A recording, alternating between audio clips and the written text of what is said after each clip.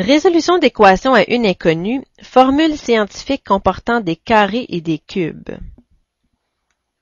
Dans cette capsule, nous verrons tout d'abord un rappel sur la résolution d'équations présentées sous forme de formules scientifiques et ensuite nous verrons les formules scientifiques incluant des carrés et des cubes.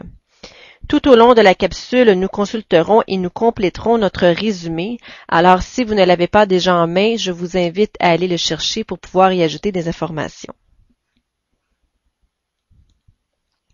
Section 1. Rappel sur la résolution d'équations présentées sous forme de formules scientifiques. Consultons notre résumé où il est inscrit comment résoudre des équations présentées sous forme de formules scientifiques.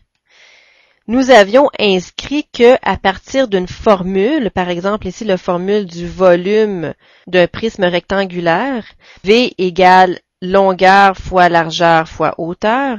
Premièrement, on remplaçait les variables dont on connaissait les valeurs par cette valeur dans la formule et on laissait la variable qui représentait notre inconnu tel quel. Par exemple, ici le H, on a laissé H ici sur la deuxième ligne, tandis qu'on a remplacé le V, le L et le L par leurs valeurs correspondantes. Et ensuite, on isole la variable inconnue, tout simplement pour trouver sa valeur. Alors, vous aviez déjà appris comment résoudre une équation. Maintenant, vous travaillez avec des formules un peu plus compliquées, mais le principe de résolution d'équation reste toujours le même, c'est-à-dire isoler l'inconnu pour trouver sa valeur. Les formules que nous allons voir dans cette capsule comporteront des variables qui seront affectées d'un exposant, soit au carré, donc avec un petit 2, ou au cube, c'est-à-dire un petit 3. Donc, les formules scientifiques seront un petit peu plus complexes. Nous allons nous pratiquer à isoler les variables avec ce type de formule. Section 2. Formules scientifiques incluant des carrés et des cubes. Premièrement, nous allons voir la notion d'exposant. Vous avez vu que, par exemple, 4 fois 4 fois 4 peut également s'écrire 4 exposant 3. C'est-à-dire qu'on multiplie 3 fois le 4 par lui-même. Par exemple, 8 fois 8 fois 8 fois 8 fois 8, ça peut s'écrire de façon abrégée 8 exposant 5. C'est-à-dire qu'on multiplie 5 fois le 8 par lui-même. 3 fois 3, c'est 3 au carré. Alors, le petit 2, ça se lit au carré. Et le petit 3 ici, ça se lit au cube. Les autres nombres, par exemple 5, on prononce ceci exposant 5 ou à la 5. Alors, il existe plusieurs formules scientifiques qui comportent des carrés et des cubes.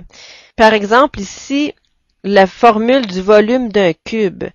Si vous avez un cube et que vous désirez calculer sa capacité intérieure, c'est-à-dire son volume, eh bien, si la mesure du côté est représentée par la lettre C, bien vous allez faire C fois C fois C pour trouver le volume. Donc, la formule du volume est donnée par V pour volume est égale à C exposant 3. Donc, ça représente en fait C fois C fois C qui s'écrit de façon abrégée C à la 3.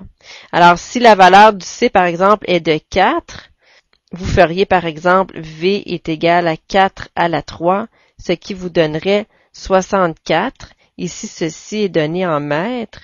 Bien, ça ferait 64 mètres cubes. Voilà. Donc, 4 à la 3 signifie 4 fois 4 fois 4. Même chose pour l'aire d'un cercle.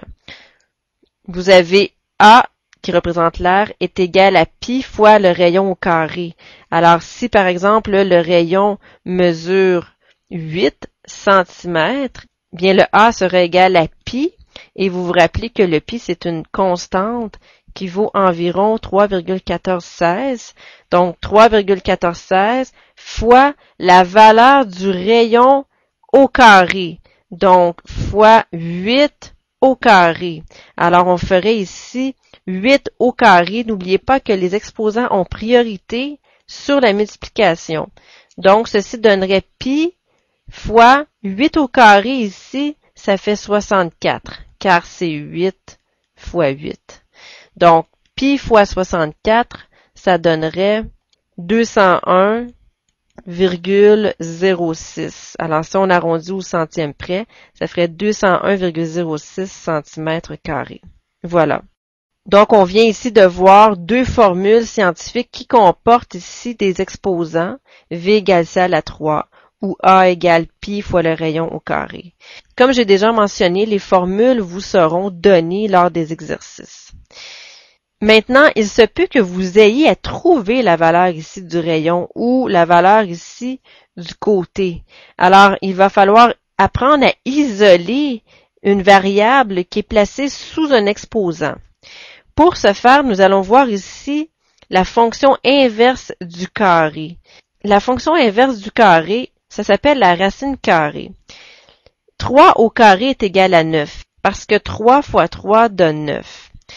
Maintenant, il existe une fonction contraire du carré qui s'appelle la racine carrée. La racine carrée, c'est ce symbole-ci, une espèce de V avec une barre. Alors, si 3 fois 3 égale 9, bien, la fonction contraire, c'est que racine de 9 est égale à 3. Donc, la racine carrée d'un nombre, c'est la valeur qui est telle que lorsqu'on met cette valeur-là au carré, on retrouve le nombre qui est sous la racine. Alors, lorsqu'on dit racine de 9 est égale à quelque chose, c'est comme si on cherchait quel nombre multiplié par lui-même donne 9. La réponse, c'est 3, parce que c'est 3 fois 3 qui fait 9. Donc, la racine carrée de 9, c'est 3, et la racine carrée de 64, c'est 8, parce que quel nombre multiplié par lui-même redonne 64? Bien, la réponse, c'est 8. Voilà. Si vous regardez sur votre calculatrice, vous devriez trouver une touche racine carrée de x ou racine carrée de quelque chose. Et pour calculer, par exemple, racine de 9, votre calculatrice devrait fonctionner de l'une des deux façons suivantes. Soit que vous entriez le symbole racine carrée, ensuite le 9 et ensuite le égal, ou bien soit que vous entrez le 9, vous pèsez sur la touche racine carrée et vous avez directement la réponse. Donc, dépendamment du type de calculatrice que vous avez, l'une des deux façons ici devrait vous donner la réponse 3. Ceci étant dit, nous allons voir une application non directe nécessitant l'utilisation de la racine carrée. Exemple, trouvez la mesure du rayon d'un cercle dont l'aire est de 60 cm², arrondir au dixième près. Donc, quel est le sujet de la situation? On parle d'air ici, on parle de rayon. Alors, nous allons aller chercher notre formule d'air que l'on a vu un petit peu plus haut, qui est A est égal à pi fois le rayon au carré. On cherche la mesure du rayon ici d'un cercle dont l'aire est de 60. Donc, on sait que le A vaut 60 cm² et que le R ici est inconnu. Le pi, ce n'est pas vraiment une variable, hein? Ça vaut 3,1416. C'est une constante. Donc, on va remplacer ici le A par 60. Le pi vaut 3,1416 fois, et le R, c'est notre inconnu, donc fois R au carré. Et nous voulons isoler ici le R parce que c'est ce que l'on cherche, la valeur du rayon.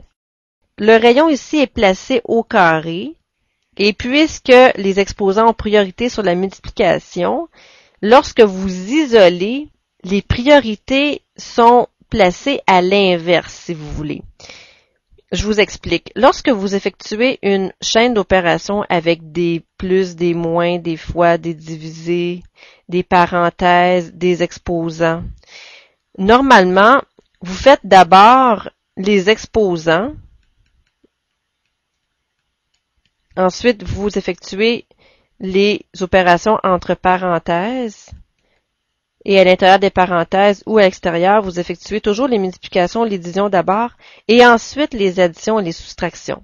D'accord? Donc, si vous avez, par exemple, 2 fois 3 plus 2 plus 4 au carré, bien, vous allez faire le 4 au carré en premier, qui va donner 16. Ensuite, vous allez faire la parenthèse ici qui donne 5. Et rendu à cette étape-ci, vous allez faire la multiplication et ensuite vous allez faire l'addition. Vous voyez? Donc, exposant, parenthèse, multiplication et ensuite addition. Lorsque vous isolez, vous suivez finalement l'ordre inverse des priorités des opérations. C'est-à-dire que vous allez d'abord vous débarrasser des additions et des soustractions, comme on a vu, ensuite les multiplications et les divisions, ensuite les parenthèses et en tout dernier lieu les exposants. D'accord? C'est comme si c'était renversé. C'est comme si au lieu d'emballer un cadeau, on le déballait. Donc, on commence par la fin. Alors ici, on doit tout d'abord se débarrasser ici du 3,1416 avant de se débarrasser de l'exposant. Un petit truc visuel que vous pouvez vous dire pour vous rappeler de l'ordre est le suivant. C'est comme si l'exposant était encore plus collé sur le R que la multiplication. Donc, on va d'abord enlever la multiplication parce que la multiplication est moins collée, si on veut, sur le R. Et ensuite, on va se débarrasser de l'exposant pour isoler le R. Donc, en divisant par 3,1416 de chacun des côtés, à droite, il nous reste R au carré encore. On n'a pas touché au carré. Et à gauche, on a 60 divisé par 3,1416, ce qui nous donne environ 19,0985. J'ai arrondi ici à 4 chiffres après la virgule. Alors, on sait que quelque chose au carré, lorsqu'on met quelque chose au carré, ça nous donne 19,0985.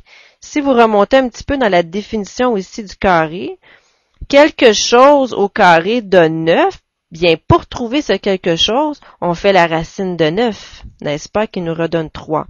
Alors, on sait que quelque chose au carré donne 19,0985, quelque chose qui a été mis au carré. Donc ça, c'est beaucoup plus gros que le R tout court. Alors, pour renverser l'opération au carré, pour éliminer le au carré, si on veut, ce que l'on fait, c'est que l'on prend la racine carrée, qui est la fonction inverse ou contraire du carré, mais il faut la prendre de chaque côté de l'égalité. Alors, c'est exactement le même principe que lorsque vous avez un plus 3, vous faites moins 3, vous faites l'opération contraire ici. Bien, le contraire du au carré, c'est la racine carrée.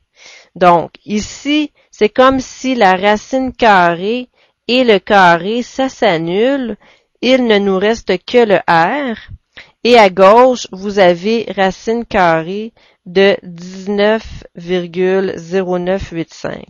En conservant tous les chiffres et non pas ces 4 chiffres sur votre écran, lorsque vous faites la racine carrée, vous obtenez 4,4 lorsqu'on arrondit au dixième près. Voilà. Donc, on a isolé le R qui était placé sous un carré. Voici la marche à suivre. Alors, éliminez les multiplications et pour éliminer le carré, vous faites racine carrée de chaque côté. Voici donc la réponse finale. Le rayon mesure 4,4 cm. Voilà. Exemple 1. L'aire totale d'un cylindre est donné par la formule suivante. A égale 2 pi RH plus 2 pi R au carré. Quelle est l'aire totale d'un cylindre dont le rayon est de 4 cm et dont la hauteur est de 5 cm? Utilisez 3,1416 comme valeur arrondie de pi. Alors, on cherche quoi ici? On cherche l'aire totale. Donc, on va faire une application directe de la formule parce qu'on a la formule ici de l'aire totale directement. L'aire totale est donnée par la recette suivante. Alors, nous allons tout simplement appliquer notre recette. On peut écrire ici nos valeurs connues et inconnues. L'aire est inconnue. La valeur du rayon, c'est 4 cm, comme indiqué dans le texte. Et la valeur de la hauteur, c'est 5 cm. Voilà. Et le pi, bien, ça vaut toujours 3,1416. Ce n'est pas vraiment une variable. Alors, on peut l'indiquer ou non ici, mais ce n'est pas nécessaire. Donc, A est égal à 2 fois pi fois R fois H plus 2 fois pi fois le rayon au carré. A est égal à 2 fois pi fois le rayon qui est 4 fois la hauteur qui est 5. Donc, on remplace ici le R et le H par leurs valeurs respectives, plus 2 fois pi fois le rayon au carré ici qui est 4 au carré. Donc, on a tout simplement remplacé le R par sa valeur. Ici aussi, le R par sa valeur et le H par sa valeur. Tout le reste est demeuré tel quel.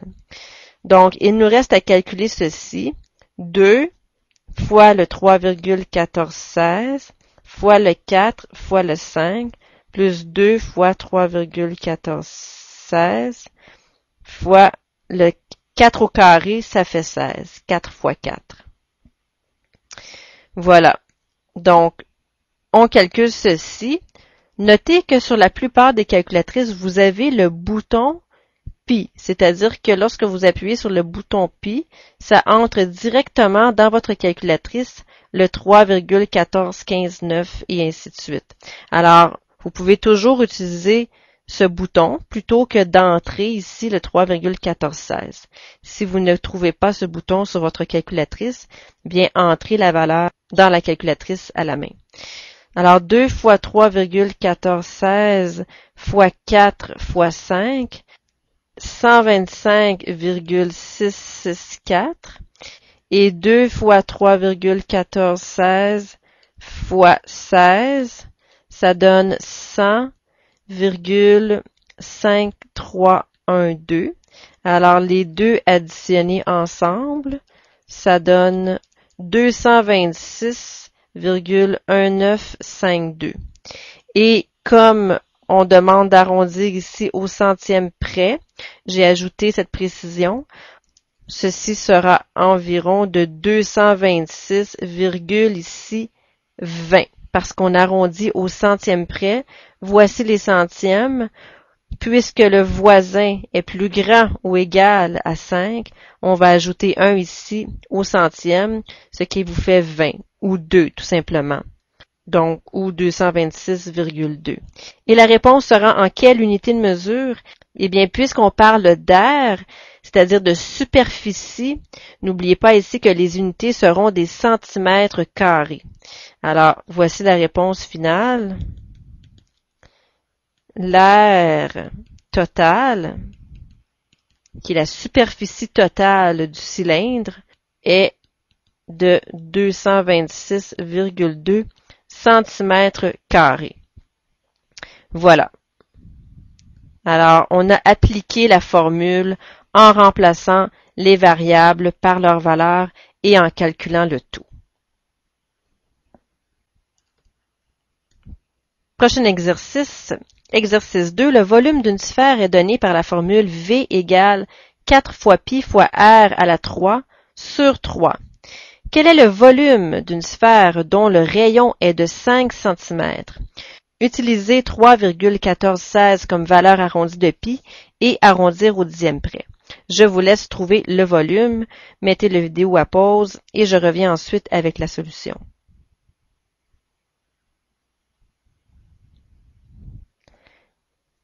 Voici la solution de l'exemple 2.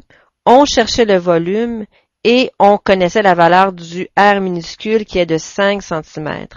En appliquant la formule, on remplace le R par 5 et on calcule le tout, ce qui vous donne une valeur de 523,6 cm3. Alors ici, le 5 ici, ça vaut 5 fois 5 fois 5 qui vaut ici 125. Voilà. Alors, vous pouvez faire séparément 5 fois 5 fois 5 et entrer ici un 125 lors de vos calculs. Ou bien, vous pouvez chercher le bouton sur votre calculatrice qui ressemble à X à la Y, ou bien Y à la X, ou bien A à la B. Alors, vous pouvez rechercher ce bouton sur votre calculatrice. Si vous l'avez, pour entrer par exemple 5 exposant 3, la plupart du temps les calculatrices fonctionnent ainsi. Vous allez entrer 5, appuyer sur le bouton, appuyer ensuite sur 3 et ensuite appuyer sur égal et vous devriez obtenir le 125 ici. Alors, cherchez pour un de ces boutons. Si vous ne l'avez pas, bien tout simplement, calculez de façon parallèle le 5 fois 5 fois 5. Et lorsque vous avez la valeur, bien, remplacez-la ici pour effectuer le calcul. Voilà. Exercice 3. En physique, le terme force centripète, qui veut dire qui tend à se rapprocher du centre en latin, désigne une force permettant de maintenir un objet dans une trajectoire elliptique ou circulaire. Elle est donnée par la formule suivante. Force centripète. Alors, il arrive que vos variables sont composées de plus d'une lettre. Force centripète, F avec un petit c, est égale à M fois le V au carré divisé par R. Donc, masse fois la vitesse au carré, qui est donnée en mètres par seconde, sur le rayon du cercle, qui serait donné ici en mètres. Voilà. Alors, regardons ici la situation. Quelle est la vitesse d'une balle de 1 kg attachée à un poteau par une corde de 0,5 mètres et qui engendre une force centripète de 8 newtons? Alors, les newtons, probablement que c'est la première fois que vous entendez ce mot. C'est tout simplement l'unité de mesure qu'on utilise pour une force. Alors, c'est une des unités de mesure utilisées pour mesurer une force.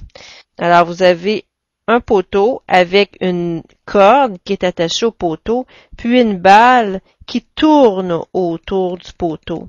Alors, puisque la balle est attachée à une corde, bien la balle ne dévie pas de sa trajectoire par la présence, entre autres, de la force centripète. Alors, je vous laisse trouver la valeur de la vitesse ici. Mettez la vidéo à pause et je reviens ensuite avec la solution. Solution de l'exemple 3. On cherchait la vitesse. Vous êtes supposé avoir remplacé la force par 8, le M par 1, le V, on le laisse tel quel, le R par 0,5 et calculer le tout. Alors ici, vous pouvez diviser 1 par 0,5 parce que c'est comme si vous aviez 1 sur 0,5 fois le V au carré. Donc, vous pouvez diviser ceci, ça vous donne 2. Alors, c'est pour ça qu'on a 2 ici, V2 égale à 8. Et ensuite, pour isoler le V au carré, on a divisé ici par 2 pour éliminer ce 2 ici, qui a donné V au carré ici égale à 4. Et pour trouver la valeur de V, il fallait prendre la racine carrée de chaque côté de l'égalité, ce qui vous donne ici V et qui vous donne ici 2. Donc, la vitesse est de 2 mètres par seconde. Voilà. Exercice suivant. Alors, l'exercice suivant, c'est un autre exercice de physique. L'énergie potentielle élastique est une énergie enfermée qui pourrait se transformer en énergie cinétique, c'est-à-dire en mouvement, si un ressort est lâché à partir d'une position tendue. Alors, l'énergie potentielle dépend de l'allongement ou du raccourcissement d'un ressort qui est donné par la variable x, ainsi que la constante de raideur du ressort. En gros, vous avez un ressort qui a une certaine raideur qui est donnée par la valeur de la constante de raideur. Donc, par la suite, vous allez savoir la valeur de la constante de raideur. Donc, plus un élastique est raide, plus la constante ici est élevée. Donc, ce que ça raconte, c'est que si vous étirez ce même ressort, eh bien, le ressort dans cette position possède une énergie potentielle qu'on appelle. C'est comme l'énergie qui est enfermée, qui pourrait se transformer en mouvement si on lâchait le ressort. Alors, plus vous étirez le ressort, plus l'énergie potentielle est grande. Alors, vous savez que si vous le lâchez, bien, ça va faire beaucoup de mouvement. Donc, l'énergie potentielle, ça se calcule. C'est donné par la formule suivante. 1 sur 2 fois K fois le X au carré, où K, c'est la constante de raideur, où X, c'est la longueur de l'allongement, et où le EP, c'est l'énergie potentielle. Voilà. Donc, la question ici, quel est l'allongement d'un ressort possédant une constante de raideur de 4 newtons par mètre et une énergie potentielle de 18 joules. Ne vous cassez pas trop la tête avec tout le vocabulaire ici que l'on utilise. L'important pour vous à ce niveau, c'est de pouvoir isoler une variable dans une formule. Alors, ce que l'on cherche ici, c'est l'allongement d'un ressort. Allongement d'un ressort, ici, c'est donné par X. On cherche le X. On connaît le K ici qui est de 4 newtons par mètre parce que c'est la constante de raideur CK. Et on connaît aussi l'énergie potentielle de 18 joules. Donc, nos variables sont les suivantes. K égale à 4. X, c'est notre inconnu. Et EP, c'est de 18. Voilà. Donc, on prend la formule ici, une demi KX au carré. Ne vous cassez pas trop la tête non plus pour l'instant avec les unités de mesure. On remplace l'énergie potentielle ici par sa valeur qui est 18 égale à une demi. Le K vaut 4 ici. Et le X au carré, on le laisse tel quel parce que X est notre inconnu. 18 égale 1 demi fois 4, ça fait 2. Donc, on peut simplifier ici par 2, fois le X au carré. On a dit tout à l'heure que les exposants, ça sera la dernière chose dont on va se débarrasser. Avant tout, on va diviser par 2 pour éliminer ce 2, qui va donner ici X au carré égale à 9. Et ensuite, nous allons prendre la racine carrée de chaque côté de l'égalité qui vous donne ici X égale à racine carrée de 9, ça donne 3. Voilà. X, c'était quoi déjà? Bien, on retourne dans nos définitions. C'était la longueur de l'allongement et c'est donné en mètres. Alors, tout simplement, on va donner notre réponse comme suit. La longueur de l'allongement est de 3 mètres. Alors, c'est un très long ressort. Voilà. Dernier exercice, on peut calculer la longueur de l'hypoténuse. L'hypoténuse, c'est quoi? C'est le plus long côté d'un triangle rectangle. Alors, le voici par la formule de Pythagore. Pythagore, c'est un mathématicien qui a vécu environ au 5e siècle avant Jésus-Christ, et c'est un de ses disciples, supposément, qui a trouvé la formule qui permet de calculer la mesure du plus long côté dans un triangle rectangle. Un triangle rectangle, c'est un triangle qui possède un angle droit, comme ceci. Vous allez approfondir cette formule dans un autre module de 2e secondaire. Donc, la formule est la suivante. A au carré plus B au carré égale C au carré. A et B représentent les deux côtés de l'angle droit et C ici représente la longueur de l'hypoténuse. On cherche ici la mesure de l'hypoténuse d'un triangle dont les côtés de l'angle droit sont 4 cm et 9 cm. Arrondir au centième près. Alors, vous pouvez assigner le 4 au A et le 9 au B ou inversement, ça n'a pas d'importance ici. Je vous laisse trouver la longueur de l'hypoténuse. Mettez la vidéo à pause et je reviens ensuite avec la solution.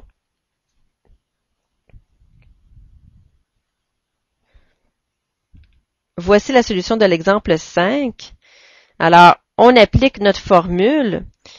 A au carré plus B au carré égale C au carré. 4 au carré plus 9 au carré, ça donne 97. 97, c'est la valeur de C au carré. Pour isoler le C, on doit prendre la racine carrée de chacun des côtés, ce qui vous donne, arrondi au centième près, 9,85 comme valeur de C. Alors, la mesure de l'hypoténuse est de 9,85 cm. Voilà. Ceci complète les exercices. Pour votre résumé, on avait donné un exemple ici auparavant de formule scientifique. On peut maintenant donner un exemple d'une formule qui possède un carré ou un cube. Je vous suggère la formule de l'aire d'un cercle. Alors, par exemple, on pourrait placer 20 ici comme valeur de A avec 3,1416 comme valeur de pi fois le R au carré. Donc, il faudrait montrer ici qu'on divise par 3,1416 d'abord, ce qui nous donne ici R au carré, ce qui vous donne ici à gauche 6,3662. Et pour éliminer le carré, bien montrer qu'on prend la racine carrée de chaque côté. C'est comme si le carré avec la racine carrée s'annulait, ce qui vous donne ici R est égal à 2,523. Voilà. Ceci complète la capsule. Je vous souhaite un bon travail.